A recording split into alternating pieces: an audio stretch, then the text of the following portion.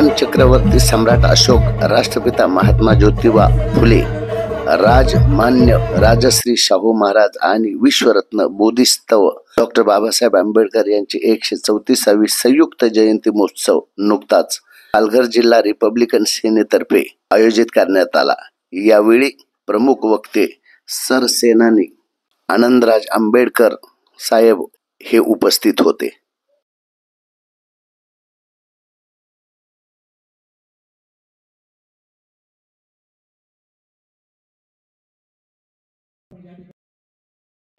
पालघर जिल्हा विरार वसई नाला सुपारा रिपब्लिक सेना, रिपब्लिक महिला आघाडी, रिपब्लिक युवा सेना यांच्या वतीनं महान चक्रवर्ती सम्राट त्याचबरोबर राष्ट्रपिता क्रांतिबा ज्योतिबा फुले, राज्यमान्य राजश्री शाहू महाराज तसेच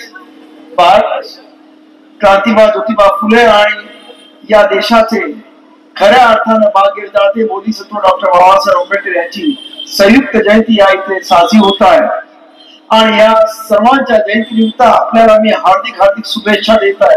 खरं म्हणजे मी जास्त वेळ घेणार नाही आहे, कारण याच्या नंतर सुद्धा अत्यंत चांगला असा कार्यक्रम चालू राहणार आहे। जाताना एवढं सांगतो की बाबासाहेब आंबेडकरांची जयंती आज जवळजवळ 150 राष्ट्रामध्ये साजरी होत आहे, किंवा आपल्या देशामध्ये साजरी होत आहे। आणि माझा स्वतःचा हे असताना सुद्धा माझा शेवटचा कार्यक्रम 25ला केरळमध्ये बाबासाहेब आंबेडकरांचा जयंती साजरी करायचा। म्हणजे बाबासाहेब आंबेडकरांची जयंती कुठे कुठे साजरी केली जाते हे आपण लक्षात घ्या। त्यामुळे असा एकुलता एक हा महामानव जगामध्ये असा आहे की ज्याची जयंती साजरी केली जाते, कारण तो त्याच्या विचाराशी पक्का होता, तो मानवतावादी होता, त्याने या जगाचा उद्धार करण्याचा पण घेतला होता। आज जगामध्ये आपण पाहतो की जग 3ऱ्या महायुद्धाच्या उंबरठ्यावर आहे।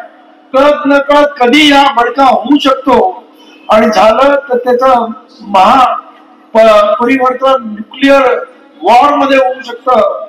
त्याच्यामध्ये किती मानव प्राणी किंवा संपूर्ण प्राणी जिवंत राहतील हा अत्यंत मोठा प्रश्न आहे।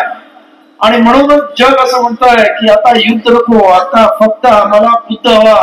आणि तो बुद्ध या जगाला बाबासाहेब आंबेडकरांनी खऱ्या अर्थाने 14 ऑक्टोबर 1956 रोजी तथागत भगवान बुद्धांचा बौद्ध धम्म जो नागपूर मुक्कामी घेऊन लाखो अनुयायांसह या जगाला परत एकदा बौद्ध धर्माची खऱ्या अर्थानं ओळख करून दिली असं म्हटलं तर वावगं ठरणार नाही। आज हे सर्व चालू असताना मला आपल्याला सांगावंच वाटतं की आज जे काही या 2 दिवसापूर्वी झालं, पहलगाव मध्ये अत्यंत दुर्दैवी घटना घडलेली आहे। या आमचे देश बांधव अत्यंत त्यांना निर्घृण पद्धतीने त्यांची हत्या करण्यात आलेली आहे। आणि मला त्यावेळेस असं वाटलं की बाबासाहेब आंबेडकरांनी या बाबतीत काय म्हटलंय याचं वाचन करावं। आणि तेव्हा बाबासाहेब आंबेडकरांनी त्या काळामध्ये खरं म्हणजे आपल्याला माहित असेल की तेव्हाचा जो राजा होता हरिश्चंद्र सिंग यांनी फार वेळ घेतला, आणि त्याला स्वतःच तो हिंदू राजा संपूर्ण जास्तीत जास्त जनता आता जम्मू काश्मीर लेह लडाख मध्ये तरी त्याला त्याचं वेगळं स्टेट ठेवायचं होतं, आणि म्हणून तो वेगळा राहू पाकिस्तानचे सैन्य आणि टोळ्या तिथे घुसल्या। तेव्हा तो भारताशी तह करतो, आणि भारताचं सैन्य म्हणजे खास करून तुमची आणि माझ्या समाजाची रेजिमेंट जे महार रेजिमेंट हिला नेहरूने तिथे विमानाने उतरवलं, आणि मशीन गन चालवणारी जी रेजिमेंट आहे तिने एकेकाला टिपून काढलं। आणि हे करत ते काश्मीर घेत चालले होते, आणि अचानक नेहरूंनी त्यांना थांबवलं। तेव्हा बाबासाहेबांनी नेहरूंना सांगितलं, तुम्ही एक तर करा, घ्यायचं असेल तर पूर्ण काश्मीर घ्या, नाहीतर लेह लडाख हा बौद्ध धर्मीय आहे आणि जम्मू हा हिंदू धर्मीय आहे, एवढं घ्या आणि पूर्ण काश्मीर सोडून द्या। कारण पुढे ह्याच प्रश्नावरती आपलं सतत वाद पाकिस्तान बरोबर होईल. दुर्दैवाने नेहरूने ऐकलं नाही आणि आपण पाहतो की आज पुढं म्हणजे अर्धा काश्मीर पाकिस्तान मध्ये आणि आपल्याकडे अर्धा काश्मीर आणि लेह लडाख आणि जम्मू असा प्रदेश आहे. आणि आजपर्यंत म्हणजे जेव्हापासून देश स्वतंत्र झाला तेव्हापासून आपले युद्ध पाकिस्तान बरोबर चालू आहे. करोडो रुपये आपले त्याच्यावरती म्हणजे काश्मीरच्या संपूर्ण एकत्रित आपल्या हाती ठेवण्यासाठी खर्च होतोय आणि आपला मिलिटरी खर्च होतोय, प्रचंड मोठा असा खर्च होतोय. तर हे बाबासाहेब आंबेडकरांचं त्यांनी ऐकलं नसल्यामुळे हा प्रश्न निर्माण झाला.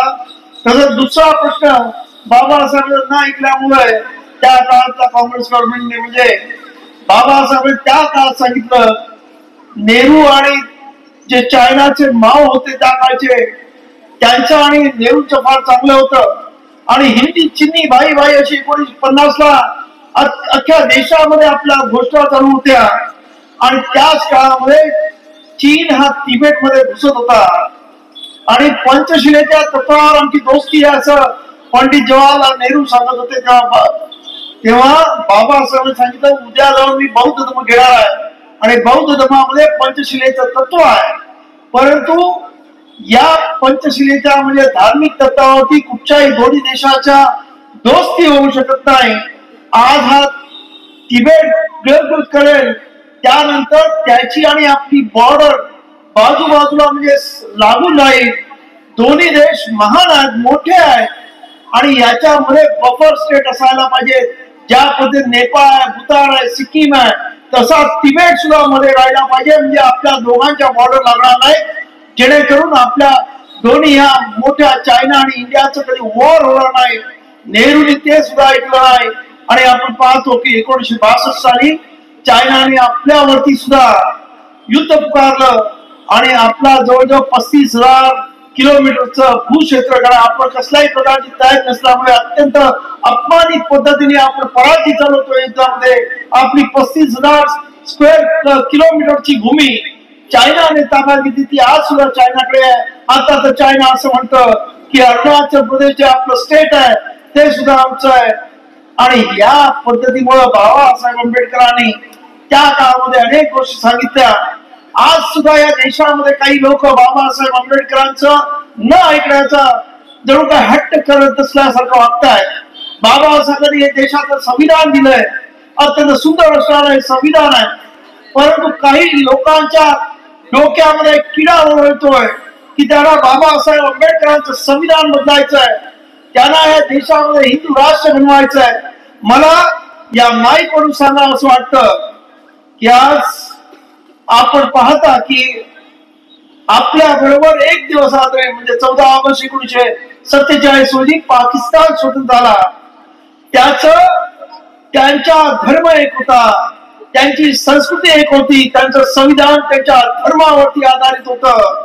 तरी सुद्धा 1971 ला त्यांची 2 शक्ल झाली आणि आता काही दिवसामध्ये तुम्ही बघाल की पाक ऑक्युपाइड काश्मीर आणि बलुचिस्तान अशी अजून 2 शक्ल होण्याची शक्यता आहे. त्यामुळे धर्माच्या नावाखाली कुठचाही देश एकत्र राहत नाही आणि तसं होत असतं. धर्माच्या नावाखाली देश एकत्र होत असते. अख्खा युरोप ख्रिश्चन आहे, ब्रिटन आहे, त्यानंतर पोर्तुगीज आहे, जर्मन आहे, फ्रान्स आहे, सर्व ख्रिश्चन राष्ट्र आहेत म्हणून ते एक देश होत नाही. मिडल ईस्टला आपण पाहतो इराक, इराण, सौदी, दुबई केवढे मुस्लिम राष्ट्र आहेत म्हणून ते एक देश होत नाही. म्हणून धर्माच्या नावाखाली कुठचाही देश एक संघ राहू शकत नाही. आज या आपल्या देशाचा एक संघपणा, या देशामध्ये जवळजवळ 10 प्रमुख धर्म आहेत, त्याचबरोबर 6,500पेक्षा जाती आहेत, अनेक भाषा आहेत, अनेक प्रकारची कल्चर आहे. युपी मध्ये गेलात तर तुम्हाला वेगळ्या प्रकारचं खाणं सगळं वेगळं वातावरण मिळतं. साऊथ मध्ये गेलात तर अनेक लुंगी, इडली, वडा, सांबार इतर सर्व जेवण मिळतात. एवढं कल्चर मध्ये फरक आहे, भाषेमध्ये फरक आहे, तरी हा देश एक संघ आहे. याच कारण बाबासाहेब आंबेडकरांचं संविधान आहे हे लक्षात घ्या. त्यामुळे मूर्खासारखं या देशाचं संविधान बदलण्याची गोष्ट करू नका.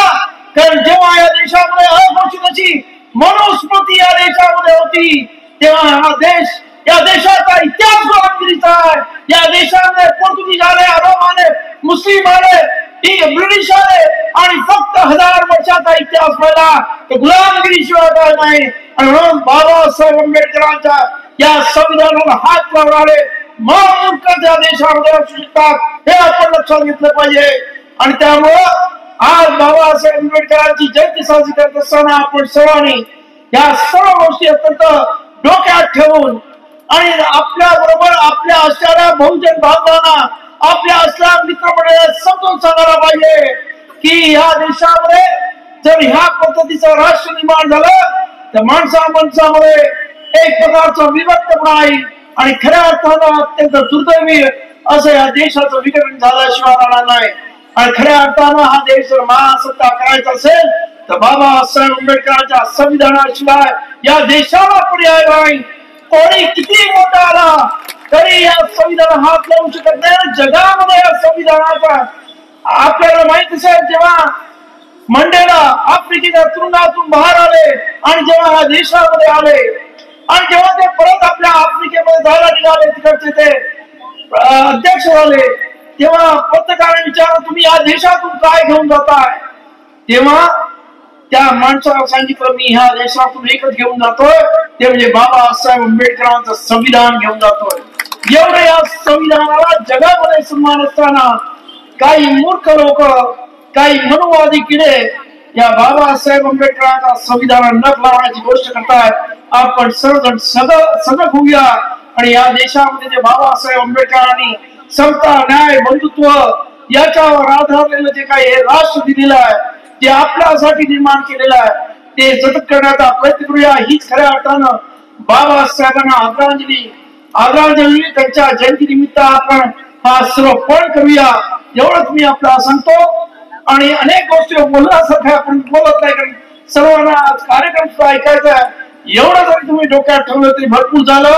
परत एकदा जयंती निमित्त या सर्व थोर विभूतींच्या जयंती निमित्त आपल्याला हार्दिक शुभेच्छा देतो. आपल्या प्रति मंगल मैत्री कामना करतो आणि मी माझ्या वाणीला विराम देतो. नमोदाय. जय भीम. जय भीम. जय भीम.